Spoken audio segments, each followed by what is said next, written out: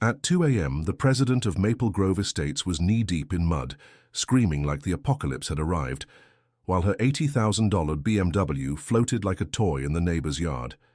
Sirens flashed in the distance, red and blue lights dancing across the water.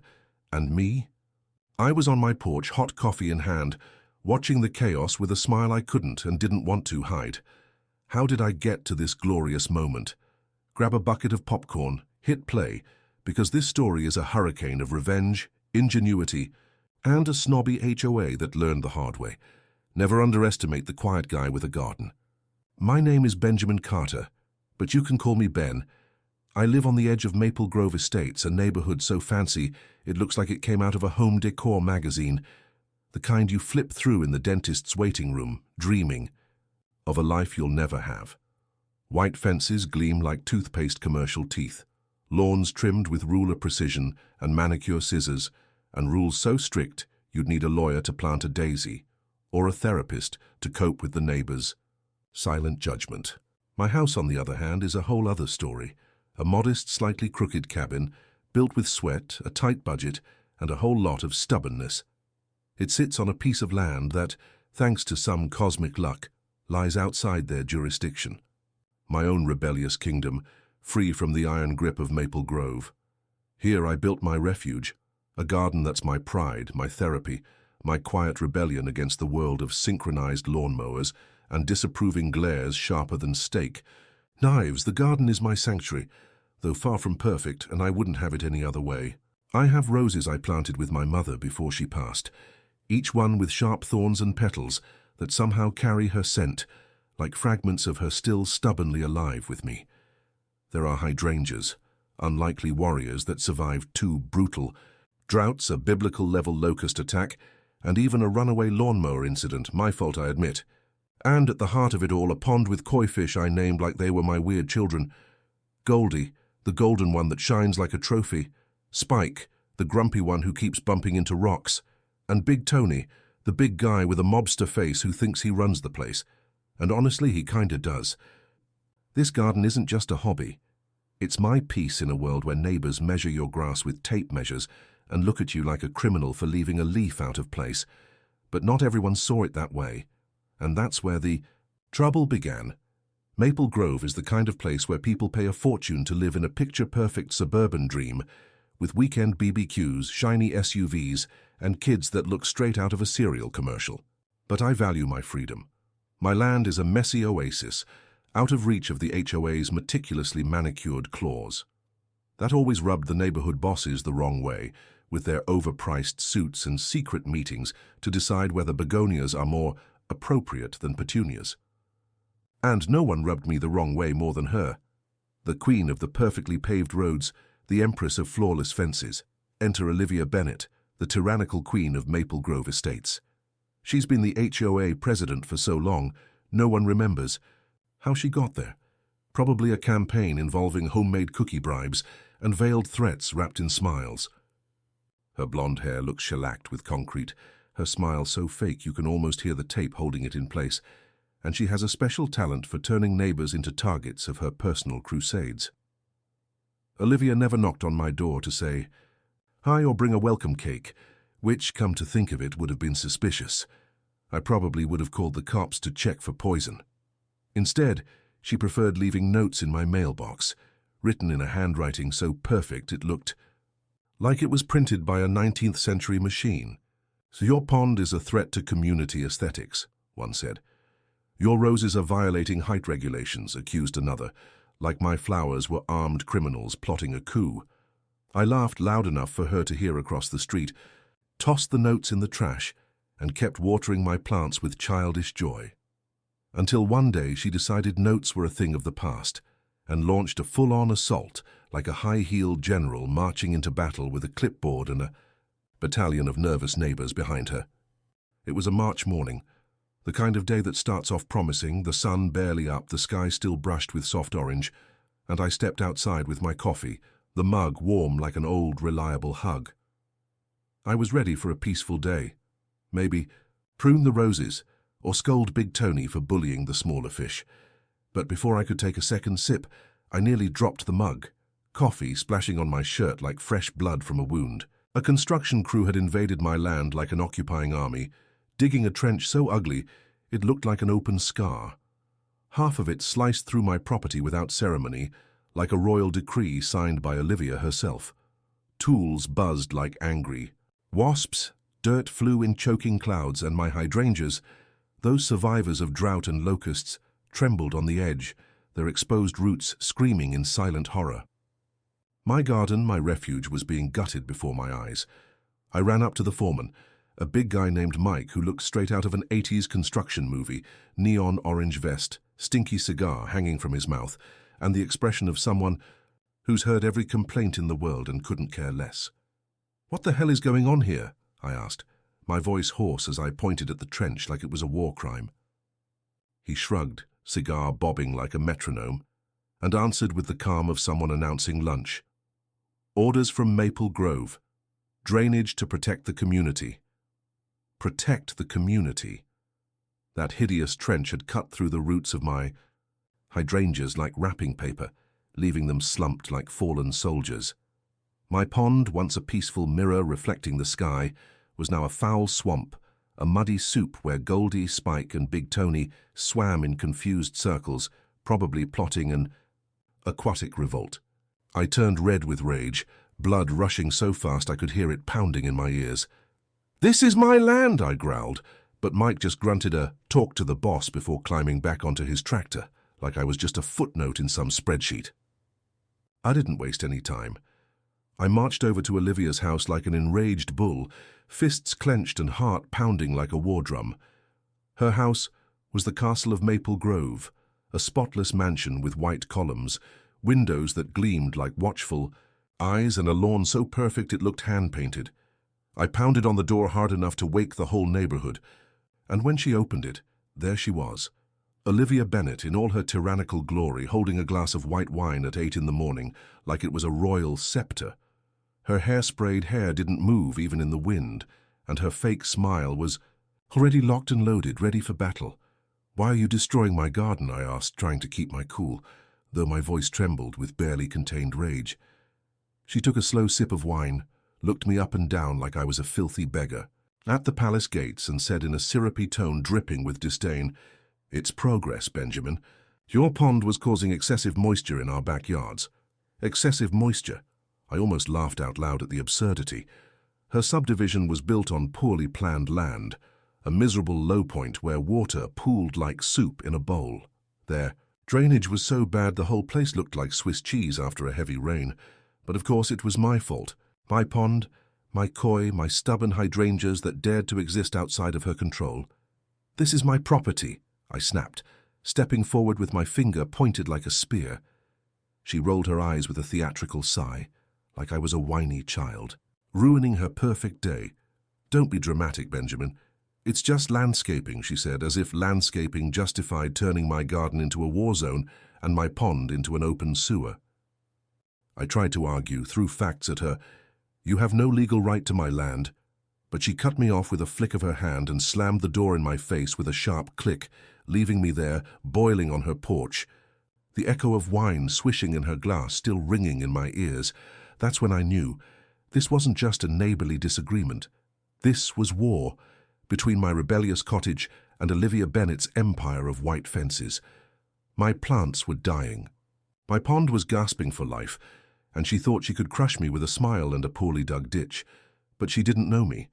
I wasn't going down that easily. I went back home with my blood still boiling, fists clenched so tight my nails dug into my palms. I wasn't going to let this slide, not after what they did. I grabbed my phone and started documenting everything, like a detective obsessed with proving a crime no one else seemed to notice. I took photos of the trench cutting across my land, an open wound of upturned earth, with exposed roots like torn veins. I filmed the wilting hydrangeas, their once vibrant leaves now drooping like white flags of surrender, the sound of dirty water gurgling in the background. I even took an angry selfie, wide-eyed, jaw-clenched, hair windblown, to show the world, or at least myself, just how outraged I was. It was a war file, my ammunition against the Maple Grove Empire. I called my friend Tom Grayson, half-baked. Lawyer, full-hearted guy. A fan of plaid shirts that practically screamed, "I chop wood on weekends." He showed up in 20 minutes, his pickup groaning down the gravel path, clipboard in hand, and a look that said he'd seen this kind of mess before. He inspected the trench, measured the damage with a tape measure older than he was, scratched, his head under a faded cap, and let out a long sigh.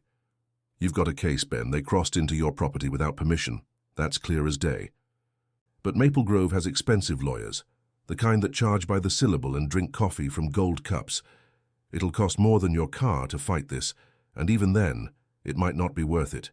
These people play dirty and have deep pockets. I felt the ground vanish beneath my feet, air trapped in my chest like I'd been kicked. I tried to reason, but Tom just shook his head and gave me a sympathetic pat on the shoulder, the kind that says, "Good luck, but don't blame me." Rationality doesn't work on people who think they run the world, and Olivia Bennett believed she owned the universe, or at least the peace between the white fences. That week, the lowest blow came. I lost Big Tony. Their trench had rerouted. A river of dirty water into my property, a flood of thick mud, rotting leaves, and a stench that was a cruel mix of swamp, old socks, and chemical nightmare. The ground began to sink, caving in like the earth itself had given up on me. My roses, the ones I planted with my mum, withered in silence, petals dropping like tears I couldn't cry. And the pond, my pride, my patch of peace, became a foul brown soup, a toxic cauldron where Goldie and Spike swam in panic, but Big Tony, he didn't make it. I found him floating, the king of the pond reduced to a sad trophy, his lifeless eyes staring at the sky. I buried him near the hydrangeas, marked the spot with a stone and swore it wouldn't end like this. But the worst was yet to come. 2 days later, I found an official notice from Maple Grove pinned to my door. The paper so white and imposing, it practically screamed authority. Signed by Olivia in bold letters. Every curve of her pen dripped arrogance. It read, "Your pond is an illegal drainage structure. Remove it within 15 days or face legal action and fines that will make your wallet cry." They had destroyed my garden, killed Big Tony, turned my sanctuary into a dump, and now they wanted me to erase what was left to make their lives easier. It was a punch in the gut, but also a slap in the face, the kind of insult that makes you want to scream until your lungs burn. I stood there, the paper trembling in my hand, the wind slapping the cottage like it was applauding her audacity. Tried to defend myself at their meeting, thinking maybe I could appeal to some shred of humanity. I brought everything I had, photos of the damage, property documents, even a late-night speech I'd written, filled with words about justice and freedom. I wore my best shirt, a slightly wrinkled but clean polo, and marched into the Maple Grove Community Hall, a building that smelled like floor polish and privilege. The moment I stepped inside, the air thick with the expensive perfume of 50 neighbors lined up in folding chairs, Olivia raised her hand like a queen, silencing the peasants. "Members. Only Benjamin," she said, her voice sugar-coated but sharp like a blade. Before I could open my mouth to deliver my speech, a burly security guard, yes, they had security, like they were a sovereign nation, grabbed my arm so hard I thought my shoulder would pop out and dragged me outside. "Go back to your pond," she yelled from the doorway, her fake smile gleaming while the others laughed, a chorus of mockery that echoed in my head like a swarm of bees. I had been humiliated in front of 50 strangers, tossed onto the sidewalk like trash, the cold wind slapping my face red with shame and fury. At that moment, something snapped inside me. It wasn't just anger, it was a plan, a spark that lit deep in my chest and began to burn. They wanted war, thinking I'd fall to my knees and beg for forgiveness. But they had no idea who they were messing with. If Olivia wanted to play tyrant, I'd bring a flood, not of water, but of something she'd never expect. My garden might be dying, but my will to fight, that was just starting to bloom. I called in reinforcements, because no war is won alone, and I needed someone with a sharp mind and zero fear of getting their hands dirty. Jake Russo, my college buddy, was the perfect guy. A civil engineer, craft beer enthusiast who brewed his own in the backyard, and a genius at solving problems with solutions that danced on the fine line between brilliant and borderline illegal, depending on the angle and who's judging. I called him on a Thursday night, my voice still trembling with rage, and I spilled everything. The criminal ditch cutting through my land, the ruined pond that killed Big Tony, the withered roses, and Olivia Bennett's unbearable arrogance. He listened silently for about 10 seconds, then burst out laughing so loudly he nearly dropped the beer he was holding. I could hear the glass hit the table from the other side of the line. "They're using you as a water dumpster, Ben. That's a personal insult and a golden opportunity. Let's return the favor, with style and a bit of hydraulic ingenuity." I could picture the gleam in his eye, the same one he had when we blew things up in the college lab for scientific purposes. Jake showed up the next day, his pickup truck crammed with tools, a battered notebook, and an energy that screamed, "Let's cause chaos." We sat on the porch of my cabin, the air smelling of damp soil and defeat, and spent the night mapping out the land like generals planning an ambush. We used old pens, crumpled napkins, even the lid of a leftover pizza box, anything we could scribble on. He drew crooked lines showing how their ditch dumped all the filthy water onto my side, a constant flow of mud and contempt. But then Jake pointed to the map with a crooked grin. Maple Grove sat on a natural low point, a dip in the terrain they tried to disguise with perfect lawns and shiny fences. "Look here, Ben," he said, slamming the table so hard the empty glass hit the floor. "Redirect the flow. Dig a few discrete channels, adjust some slopes, and let gravity be your weapon. The water will boomerang right back at them, and I guarantee they won't enjoy the bath." It was the perfect plan, simple and devilish, like something out of a cartoon where the villain gets a pie in the face. My eyes lit up. For the first time in days, I felt like I had a chance. But not everyone in Maple Grove was the enemy, and that caught me by surprise. On Saturday, while I was surveying the damage near the fence, a raspy voice called out, "You're the lake boy, right?" It was Mrs. Margaret, a 78-year-old widow with white hair tied in a messy bun, hawk-sharp eyes, and a watering can in hand that she swung like a medieval weapon.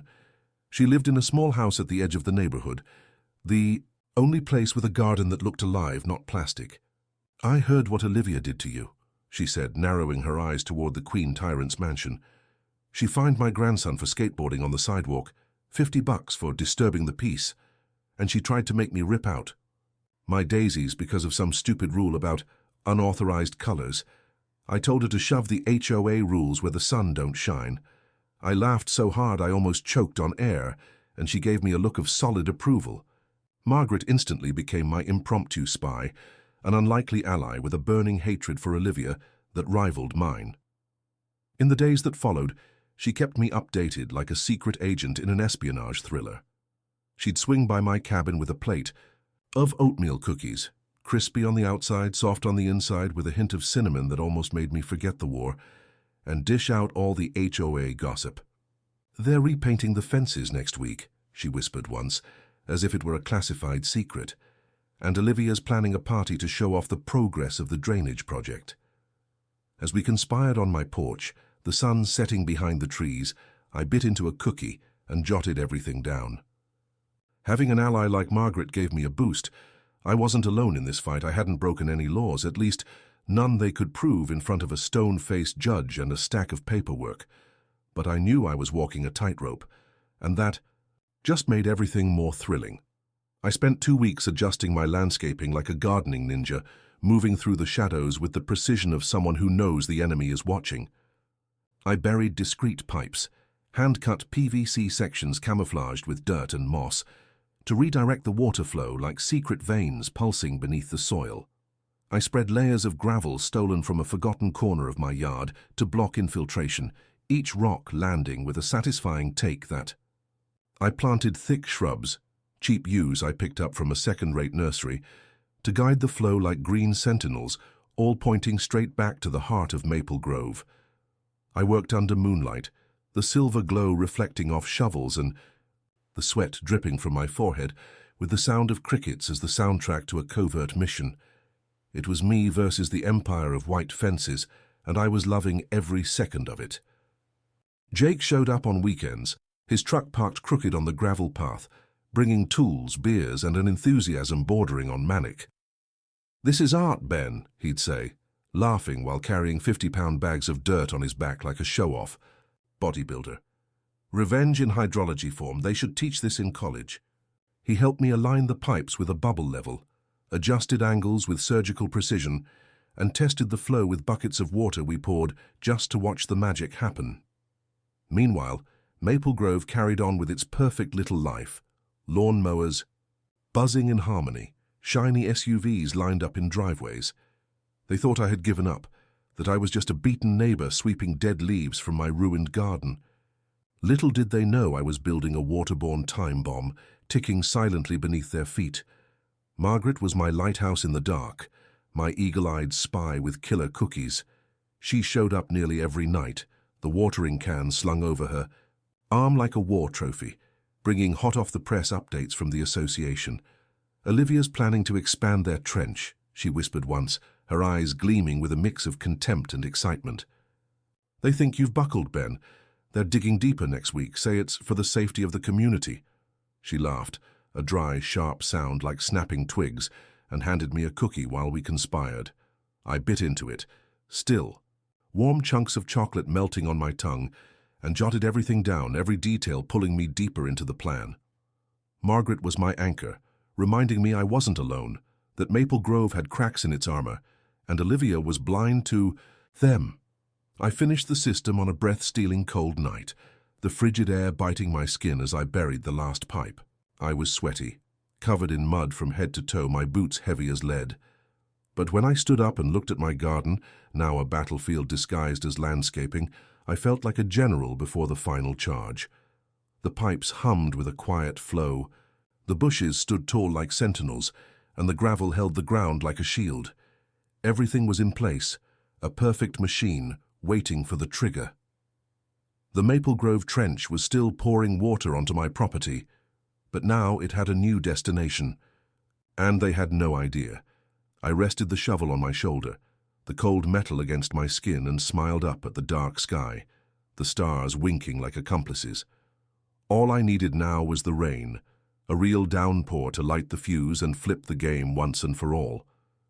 3 days before the storm, Olivia sent me a notarized letter, a fancy piece of paper with golden borders and an official seal, like she was a queen issuing a royal decree.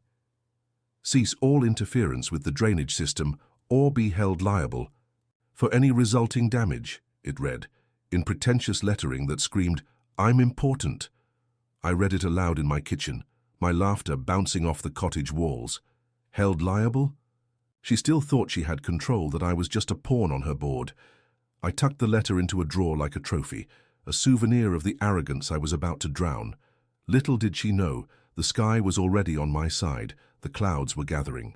On the horizon like a grey army ready to march. Then the heavens opened up, and it wasn't just rain, it was biblical. The kind that makes you glance out the window to check if Noah's Ark is parked on the corner. Giraffes sticking their heads out. Water poured in thick sheets, drumming on my cottage roof like thunderous applause, the wind howling like a choir of vengeance. From my porch, mug of hot coffee in hand, I watched their trench overflow in minutes. It didn't survive the storm's first act. My system kicked in like a well-oiled machine.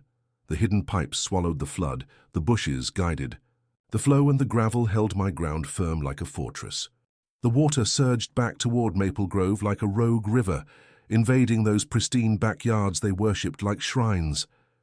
Garden chairs floated like abandoned rafts, ceramic gnomes sailed like pathetic castaways, and even a trampoline, that blue monster the rich neighbor flaunted like a trophy, was dragged along, bouncing against a fence before sinking into a sea of mud.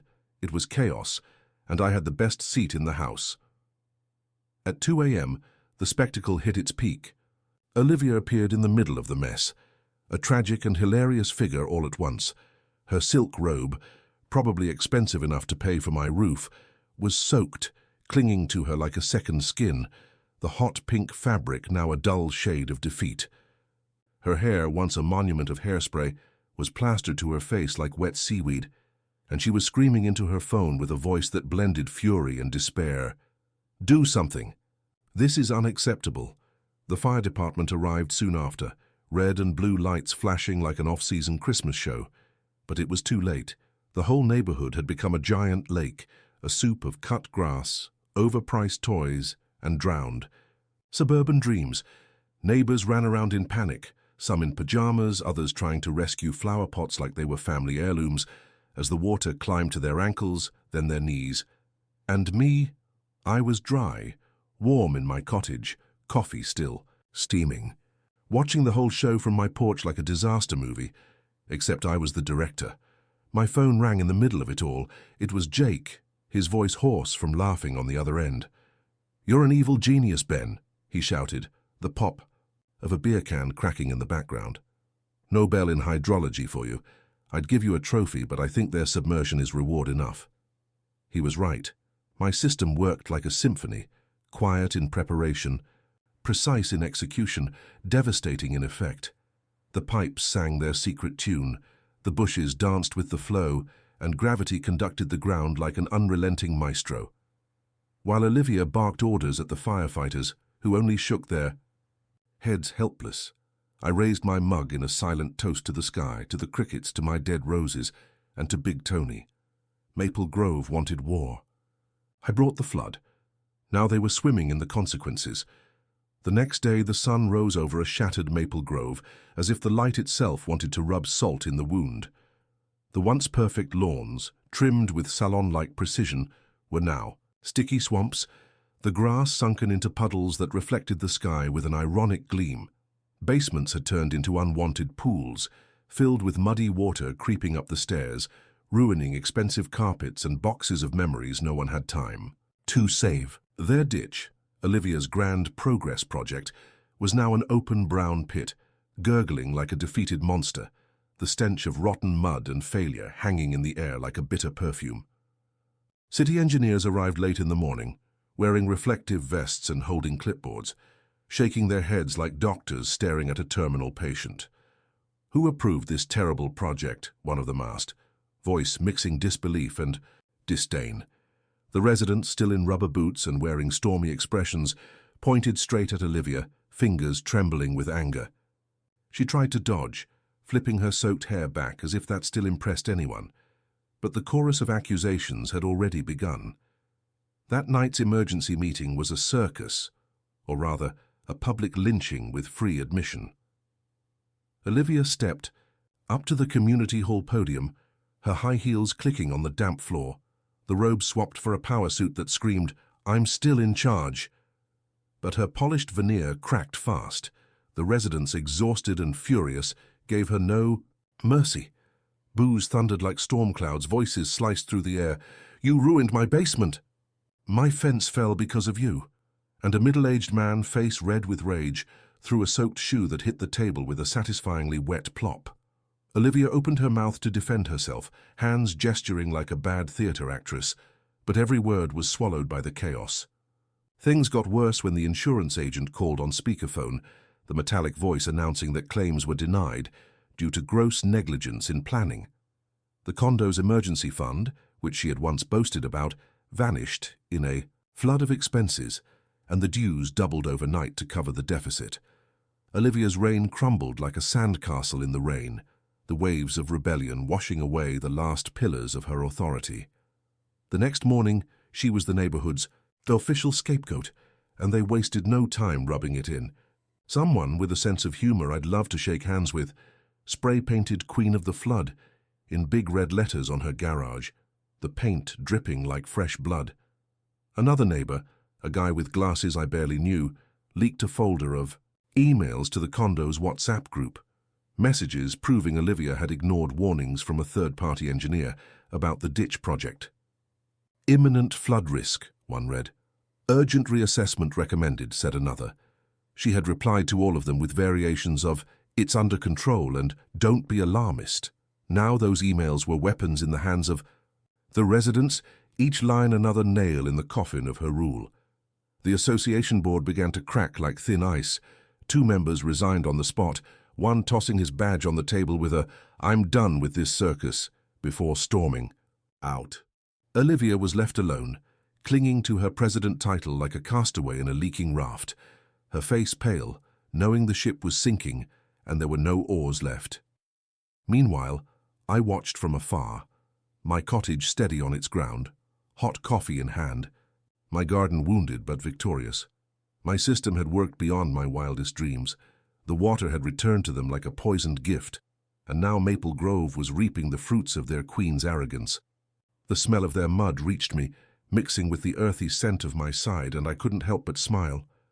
Olivia shouted, "It was an accident," to the walls of her own home, but no one was listening. The echo of boos still hung in the air, and her throne was nothing but rubble now. A week later, the silence of my cottage was broken by a note stuffed into the mailbox. No fancy seal this time, just a crumpled piece of paper in Olivia's trembling handwriting. "We need to talk, urgently." I hesitated for about 10 seconds, wondering if it was a trap or just pure desperation, but curiosity won. I wanted to see how far the Queen of the Flood had fallen, how she'd try to crawl out of the pit she'd dug for herself. I put on my boots, still muddy from victory, and marched over, the crisp morning air carrying the damp scent of Maple Grove in ruins. Her house was a portrait of chaos. The BMW, once polished like a mirror, had vanished, probably towed to pay off some debt. The garage showed a brown waterline rising halfway up the door like a tattoo of shame, and the once pristine front yard now looked like an abandoned landfill, with clumps of earth and broken branches scattered like shipwreck debris. She opened the door before I could knock, her face pale and worn, deep dark circles under her eyes like trenches. The immaculate blazer and lacquered hair had been replaced by a faded grey sweatshirt. The words "Property is everything" stamped on the chest, in letters so ironic I nearly laughed out loud. "Thanks for coming," she said, forcing a smile that trembled at the corners, as if holding up the facade hurt. "I was in the neighborhood," I replied, stepping in without waiting for an invitation, arms crossed and gaze steady. The inside of the house mirrored the outside. Furniture, piled in corners, open boxes filled with wet belongings she was trying to salvage, the smell of mold hanging in the air like an unwelcome guest. I went straight to the couch, ignoring the damp stain on the backrest, and sat down like I owned the place, while she stood there, restless, wringing her hands. "We need to discuss the flood," she began, her voice trying to sound firm, but fraying at the edges. "The damage, the crisis, we believe there was interference." "Interference?" I repeated, raising an eyebrow with a calmness I knew would get under her skin. She hesitated, eyes sparking with a mix of anger and fear, before pointing a finger at me. "I know you did something, Benjamin." I smiled, a slow, sharp smile I'd been saving for this moment. And here I am. No handcuffs, no lawsuit, just a guy with a soggy garden and a pond you ruined all by yourself. She lost her composure instantly, her face flushing red like I'd just lit a match. "This is a catastrophe," she yelled, her voice climbing until it cracked. "Destroyed homes, denied insurance, a council in shambles. Do you have any idea what you caused?" "Sounds like poor planning," I said with a shrug, the indifference pure gasoline on her fire. "Maybe the one responsible should answer for it. Who approved that ditch anyway?" She opened her mouth to respond, but the words died in her throat, choked by the truth she could no longer deny. Then came the final blow, the request I knew was coming, but still caught me off guard with its audacity. "The city is demanding we fix the drainage," she said, lowering her tone as if negotiating with a victorious enemy. "We need access to your property to redirect the ditch." I stood in silence for a moment, letting the absurdity sink in. She wanted me to save her, to open up my land to fix the mess she created, after everything she'd done. "I'll think about it," I replied, rising with deliberate calm, and, turning to leave, she stepped forward, desperation leaking from her voice. "That's it? You'll just think about it?" I turned at the door, meeting her eyes one last time. Her sweatshirt soaked in defeat, her garage scarred, her empire reduced to rubble. "You know, Olivia," I said, voice steady like the dry ground beneath my cabin, "you should have left. My pond alone." I walked away with my head high, the sound of my footsteps echoing off her broken porch, knowing she was sinking, literally and figuratively, and that I had finally won. Olivia fell. Maple Grove dissolved into internal fights, motions. To dissolve the council, petitions, even a class-action lawsuit against her. She sold the house months later, ran off to some fancy city apartment. Good luck to them. As for me, I replanted everything. The pond is crystal clear. Goldie and Spike are raining again, and the roses, stronger than ever. The city even paid me a settlement for approving their crazy ditch plan without due inspection. I used the money to build a greenhouse. They called my garden a problem. I called it a solution. Nature always finds balance. Sometimes it just needs a little nudge. If you enjoyed this saga, leave a like, subscribe, and tell me in the comments, have you ever dealt with a neighbor like Olivia? Until next time.